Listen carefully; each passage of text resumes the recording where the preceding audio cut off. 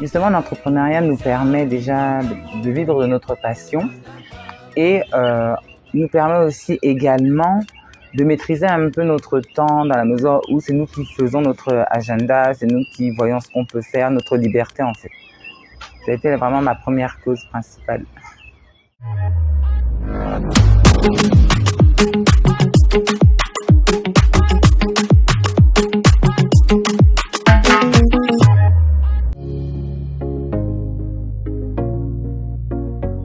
Alors moi, mon nom c'est Marlène Gerville-Yambala.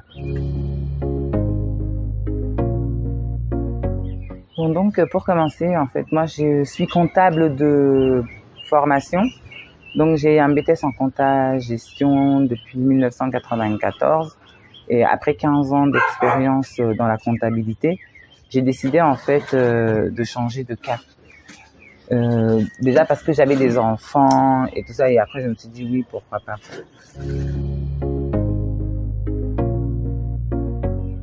En fait, je suis devenue entrepreneur par le fait que, comme je vous l'ai dit précédemment, comme j'avais des enfants et notamment des jumeaux, donc c'était pas très facile de concilier vie professionnelle et vie familiale.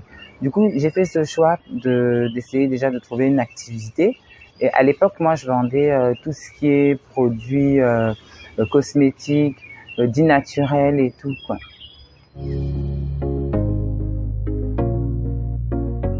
Justement, l'entrepreneuriat nous permet déjà de vivre de notre passion et nous permet aussi également de maîtriser un peu notre temps dans la mesure où c'est nous qui faisons notre agenda, c'est nous qui voyons ce qu'on peut faire, notre liberté en fait. Ça a été vraiment ma première cause principale.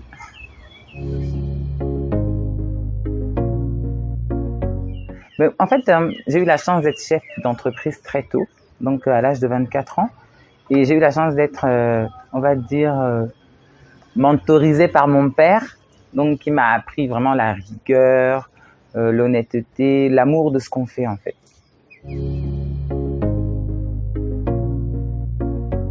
En fait, le fait de faire ce qu'on aime, en fait, c'est toujours kiffant de pouvoir vivre en fait de ce que l'on aime quoi. En fait, ma passion déjà pour tout ce qui est produits naturels, ma passion sur les produits locaux et tout, donc voilà, j'aime bien.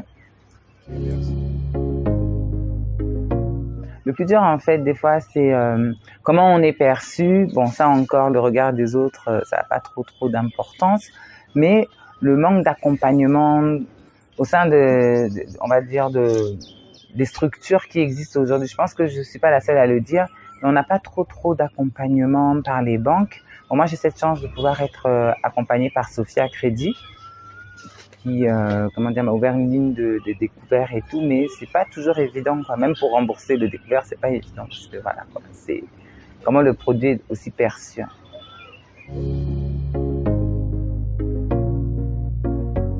J'essaie de comprendre pourquoi il n'est pas satisfait. D'une manière générale, quand un client n'est pas satisfait, il va vous donner la raison pour laquelle il ne l'est pas. Et maintenant, c'est à moi maintenant d'être à l'écoute de mes clients, de pouvoir essayer de m'adapter à leurs besoins.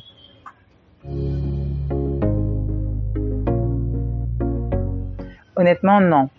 La première fois que moi j'ai commencé déjà en tant que revenir déjà au pays dans les années 2020, j'ai commencé par du Mangbere, le truc le plus basique. Et sincèrement, je pense que pour un bon début, grosso modo, j'ai dépensé 80 000 francs parce que je voulais vraiment tout maîtriser.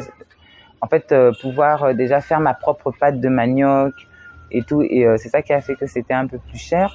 Mais sinon, on ne peut pas. On peut commencer même avec 0 francs. Parce qu'on peut proposer un service et voilà. Pour commencer à être entrepreneur, en fait, on n'a pas besoin de beaucoup. Après, c'est beaucoup de travail, ça c'est sûr.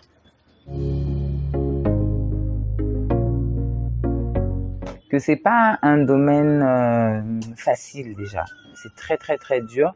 Et que si on n'est pas déterminé, si on n'a pas de passion pour ce qu'on fait, si on ne persévère pas dans ce qu'on aime, faut pas faire ce métier-là. Parce qu'en fait, comme dit le président Macron, on ne naît pas entrepreneur, on le devient. Et ça, franchement, c'est pas toujours évident. Bonjour à tout le monde et pour ceux qui veulent entreprendre, ben, ne lâchez pas. Je sais que c'est pas toujours facile, mais ça demeure quand même l'un des meilleurs métiers au monde, on va dire. Donc, ben, bisous.